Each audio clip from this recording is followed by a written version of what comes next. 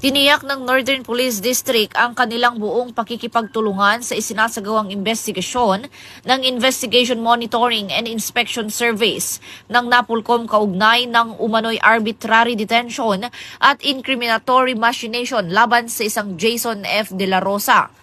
Ayon sa NPD, isinumite ang lahat ng kaukulang dokumento at ebidensya mula sa inisyal na pagsisiyasat upang matiyak ang ganap na transparency at accountability.